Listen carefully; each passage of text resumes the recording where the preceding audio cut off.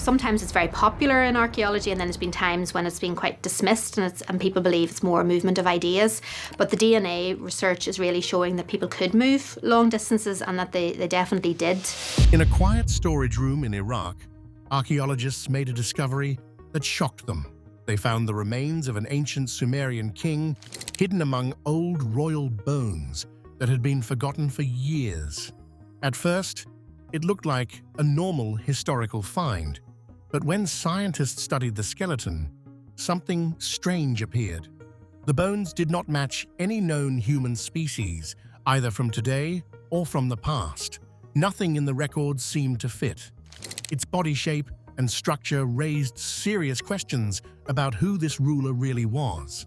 So, what kind of being could this ancient king actually have been? Join us in this video as we reveal the details. The found Sumerian king bones don't match any known species. The story begins in ancient Iraq, in the royal city of Ur, where one of the most famous archaeological excavations of the 20th century took place. During the 20s, British archaeologist Sir Leonard Woolley led a large expedition into the buried remains of one of the world's earliest civilizations. His team uncovered royal tombs, hidden deep beneath layers of earth, revealing treasures, ceremonial objects, human sacrifices, and powerful evidence of early Sumerian society. These discoveries helped shape much of what the modern world understands about Mesopotamia. Yet among these royal burials, one tomb allegedly stood apart from all the others in ways so strange that its details were never fully brought into public view. This burial was reportedly catalogued as PG 789. Inscriptions allegedly connected the remains inside to Meskelamdug, an early Sumerian ruler whose identity became the center of extraordinary speculation. While Meskelamdug is recognized in conventional history as a king of ancient Ur, this account places him among rulers associated with the ancient pre-flood period described in the Sumerian king list. That ancient text records kings who ruled before a catastrophic flood and credits some of them with reigns lasting hundreds of years. For most historians, these numbers are viewed as mythological or symbolic exaggerations. But another interpretation suggests something far more unsettling, that these rulers may not have been ordinary human beings. From the moment this tomb was uncovered, it was said to be different. Unlike surrounding royal graves, this chamber reportedly lay deeper underground, beneath layers that suggested a far older origin than neighboring burials. This immediately raised questions because despite its apparent age, the structure showed signs of advanced design and construction. The tomb was allegedly built using stone, not native to the local region, meaning the materials would have required transportation over great distances. For such an early civilization, this would imply remarkable planning, logistics, and technical capability. The engineering of the burial chamber added even more mystery. Reports described a stone ceiling system involving hidden levers, weight distribution, and counterbalance mechanisms that seemed far more sophisticated than what standard historical timelines associate with early Sumer. Such features suggested knowledge of engineering principles believed to have appeared much later. This detail fueled theories that whoever designed the tomb possessed advanced understanding beyond accepted expectations. The chamber walls were also said to contain unusual markings.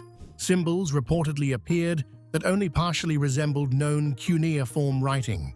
Some signs allegedly remain untranslated and do not clearly match any recognized script in Mesopotamian archaeology.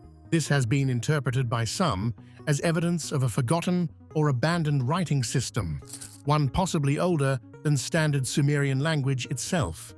If true, it could suggest the existence of knowledge or cultural systems lost to history. Inside the chamber, the burial arrangement itself was reportedly unlike typical Sumerian royal practices. Instead of lying flat in repose, the skeleton was allegedly positioned upright in a seated posture. It was said to face east, directly aligned with the sunrise during the spring equinox. This orientation has been interpreted as deliberate and symbolically important. Even the hand positioning was described as unusual, resembling gestures later associated with divine or supernatural imagery in Sumerian art rather than ordinary human kingship. The artifacts surrounding the body deepened the mystery further.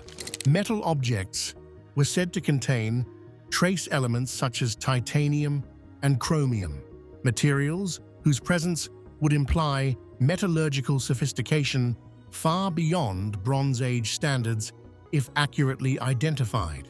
Ceramic vessels reportedly displayed crystalline glaze requiring firing temperatures thought to exceed conventional capabilities of the era. Tools discovered nearby were described as showing geometric precision that some viewed as unexpectedly advanced.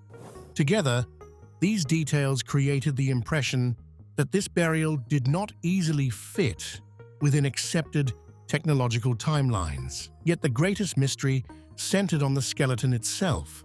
Early examinations reportedly identified physical features that appeared highly unusual. The body was reconstructed at approximately 8 feet tall. While extreme height alone could potentially be explained by rare medical disorders, the proportions were considered far stranger. The tibia was reportedly longer in relation to the femur than expected in normal human anatomy. This suggested a body structure adapted to movement patterns different from typical Homo sapiens. The skull was also described as extraordinary. Cranial capacity was allegedly estimated at around 1,900 cubic centimeters, larger than average modern human ranges and even beyond many ancient hominin averages. Bone density was reportedly around 30% greater than standard human measurements. Additional features allegedly included an extra lumbar vertebra, 13 pairs of ribs rather than 12, and pelvic differences suggesting altered gait and balance. Individually, some of these anomalies might be dismissed as rare biological variations, but taken together, they formed a pattern that many would consider deeply unusual. Instead of becoming one of archaeology's most investigated discoveries, however, these remains allegedly faded from open scientific discussion, leaving behind questions that continue to inspire speculation about what may truly have been found beneath the sands of Ur.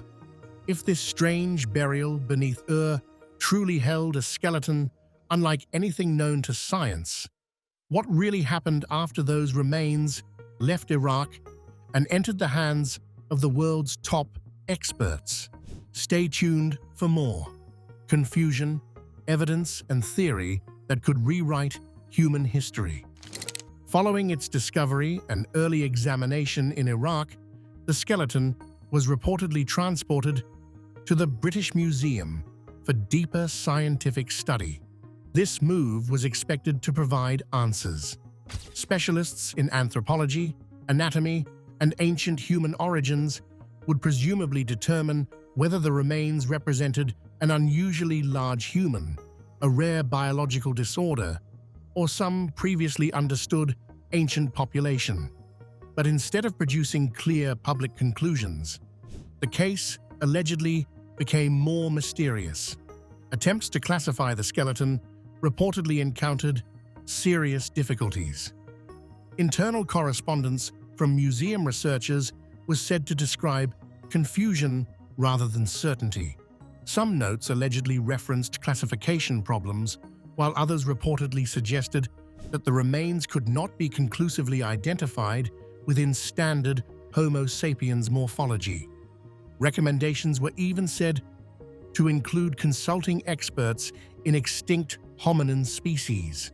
Yet despite these concerns, no major academic publication appears to have publicly transformed understanding of the find. Rather than becoming a landmark scientific revelation, the remains were reportedly placed into storage. In 1958, they were said to have been returned to Iraq along with other artifacts. Once back within the Iraqi National Museum system, the skeleton allegedly disappeared into restricted storage conditions. Official explanations reportedly centered on preservation issues, fragility, and limited handling conditions. Yet others have suggested that controversy itself may have contributed to the lack of open access. This silence expanded speculation far beyond archaeology. The unusual remains became linked directly to the Sumerian king list, one of the oldest historical records in existence. That text famously divides rulers into pre-flood and post-flood eras. Pre-flood kings are credited with reigns lasting impossibly long spans, often hundreds of years. Traditional scholarship interprets these claims as mythology or symbolic exaggeration. But an alternative theory proposes something more radical, that these early rulers may have belonged to a biologically distinct group. This possibility naturally connects to ancient Sumerian mythology surrounding the Anunnaki. Looking at here is a Sumerian tablet that actually shows the Tree of Life, flanked by divine beings. You can see here the Anunnaki on each side. In religious tradition, the Anunnaki are often described as divine or supernatural beings tied to creation, kingship, and knowledge.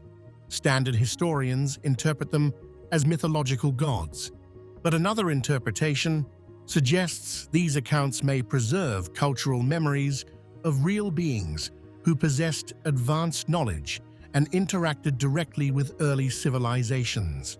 Under this framework, ancient descriptions of gods descending from the heavens could reflect misunderstood encounters with non-human intelligences. Adding to this speculation are claims of later genetic evidence. Reports emerged of a 2015 academic presentation involving Mesopotamian DNA samples that allegedly produced highly unusual results. One sample was said to contain genetic markers that did not match known modern humans, ancient humans, or recognized extinct hominins. Claims included an unknown Y chromosome haplogroup, unusual mitochondrial sequences, and chromosomal arrangements outside standard human biology. While contamination was reportedly considered, supporters argued that the patterns appeared too consistent to dismiss easily. However, these claims remain deeply controversial because no confirmed peer-reviewed publication publicly established such conclusions. The identity of the specific sample was never clearly verified, and the lack of full transparency left enormous room for skepticism. To critics, this absence of evidence weakens the entire case. To believers, it reinforces suspicions of suppression. If any of these extraordinary claims were ever conclusively proven, the consequences would be historic. Human civilization might no longer be understood solely as a gradual human achievement. Instead, some might argue that advanced knowledge was introduced or accelerated by another intelligent species. Ancient flood myths, divine ruler traditions, and stories of civilizing beings across multiple cultures could potentially be re-examined through an entirely different lens. For now, though, the mystery remains unresolved. Modern DNA analysis, advanced forensic anthropology, and open access to the remains could theoretically answer the central question. The skeleton could prove to be a misunderstood but fully human anomaly, or it could reveal something far more extraordinary. Until such evidence is openly examined, the story remains suspended between archaeology, myth, speculation, and secrecy, an unresolved mystery buried deep within the ancient shadows of Sumer. If the Sumerians truly left behind such a distinct genetic signature, then what does their origin story actually reveal about where this first great civilization really came from. Let's find out. A sudden civilization, genetic mystery, and question of origin. The rise of Sumer has remained one of the greatest mysteries in human history because of how suddenly this civilization appeared in ancient Mesopotamia. Around 4500 BCE, in the southern region of what is now Iraq, Sumer emerged with an astonishing level of development that seemed to appear far faster than many historians once expected.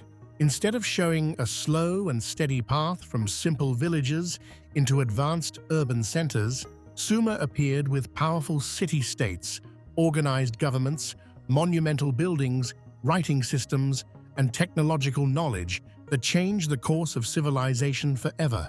Major cities such as Uruk, Ur, Eridu, Lagash, and Nippur became some of the earliest known centers of organized human society. These were not small farming communities experimenting with social growth.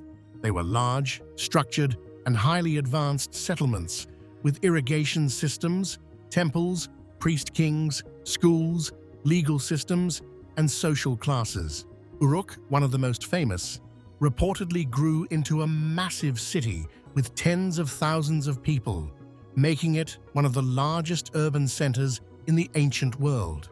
What made Sumer especially important was not only its cities, but also its inventions.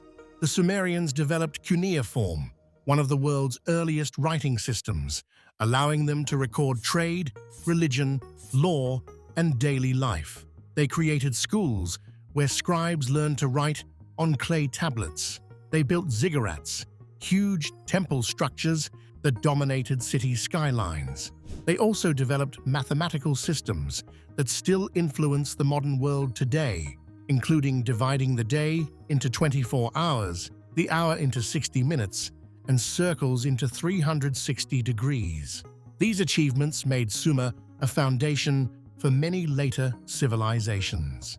Yet despite these extraordinary accomplishments, one major question has always remained. Where did the Sumerians come from? Their civilizations seem to appear quickly, and this unusual speed has led many researchers to question whether Sumer simply developed from local farming cultures alone. Ancient Sumerian traditions added even more mystery because many of their own records suggested that their origins may have been somewhere outside southern Mesopotamia. Some texts referred to a place called Dilmun, often described as a distant homeland or paradise land to the east. Other traditions spoke of journeys from across the sea or from mountain regions. For many years, scholars often treated these stories as symbolic myths, much like the creation stories found in many ancient cultures. But growing interest in ancient DNA research has encouraged some experts to look at these stories more carefully. For a long time, studying Sumerian DNA was nearly impossible because Mesopotamia's climate is extremely harsh on ancient remains. Heat, moisture, and time destroy genetic material quickly. However, sealed tombs in ancient Ur reportedly preserved some remains well enough for more modern scientific testing. By studying individuals from the height of Sumerian civilization, researchers were able to recover partial genomes from ancient skeletons dating back thousands of years.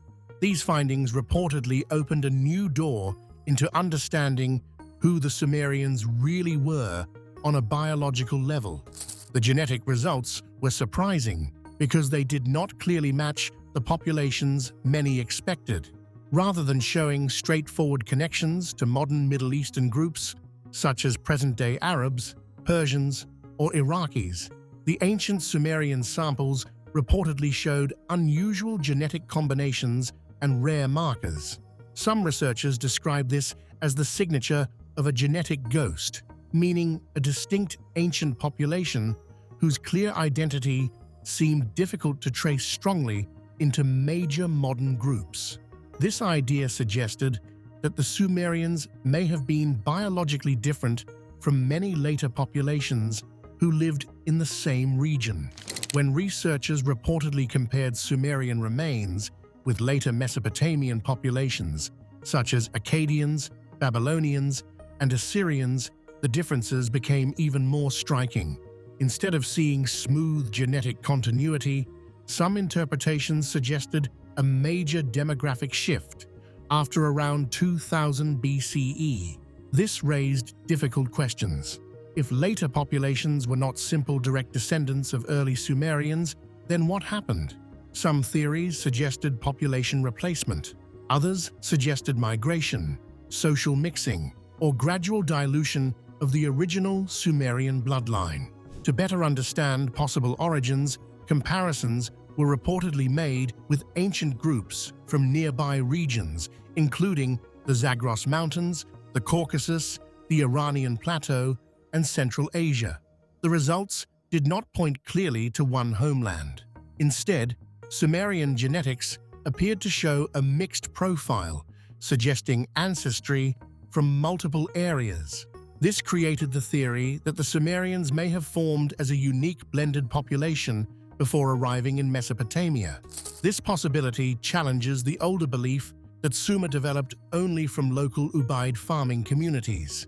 Instead, it supports the idea that an outside population may have migrated into Mesopotamia, carrying advanced knowledge, social systems, and cultural traditions with them.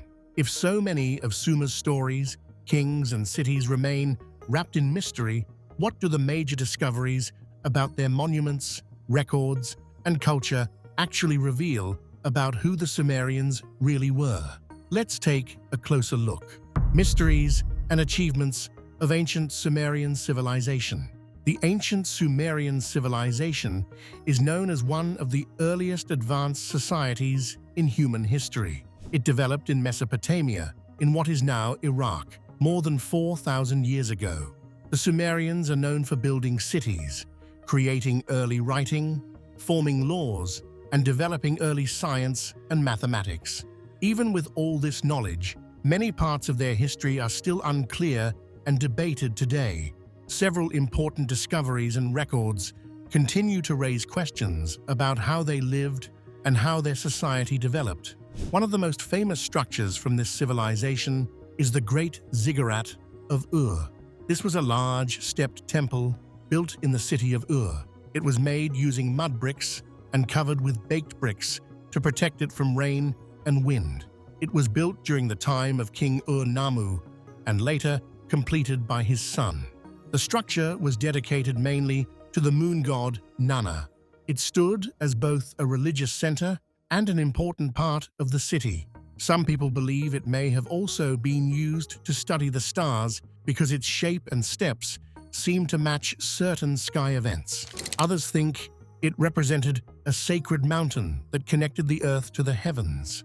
Even today, its full purpose is not completely understood. Another important discovery is the Sumerian king list. This is an ancient clay tablet that records the names of early rulers of Sumer. It lists kings before and after a great flood. Some of the early kings are said to have ruled for extremely long periods, even thousands of years. This has made researchers unsure whether these numbers are symbolic or meant to show importance rather than real time. The list mixes real historical rulers with legendary figures, which makes it difficult to know where fact ends and myth begins. Some experts think the list may have been used to support the power of certain ruling families by linking them to ancient and respected kings. Women in Sumerian society also had more rights compared to many other ancient cultures. They were allowed to own property, trade goods, and take part in legal matters. One well-known example is Queen Kubaba, who became a ruler in the city of Kish around 2500 BCE. She was not born into royal power, but gained leadership through her own efforts. Her rule is important because she is one of the earliest known female rulers in recorded history. There were also women in religious leadership roles, such as priestesses and writers. One famous woman, Enheduanna, is known as one of the earliest authors in history. These examples show that women had important roles in both government and religion. Another mystery from Sumerian history is the story of Aratta, a city described in ancient texts. It is said to have been a rich and powerful place that traded with the city of Uruk. It is described as having gold, jewels, and skilled craftsmen. However, no one has ever found proof that this city really existed. Some believe it may have been a real place, possibly located in regions like Iran or Central Asia. Others think it may only be a story used to represent wealth and power in ancient writing. One of the most famous Sumerian stories is the Epic of Gilgamesh. It tells the story of a king who goes on a journey to understand life and death. What species are the Sumerian kings exactly? Share your thoughts in the comments section below. Thank you for staying with us as we explored the mysteries of the ancient Sumerian civilization. If this deep dive into their great ziggurats, legendary kings, lost cities, powerful myths, and surprising achievements kept you engaged, don't forget to like and subscribe. Click the next video on your screen to continue uncovering more. See you there.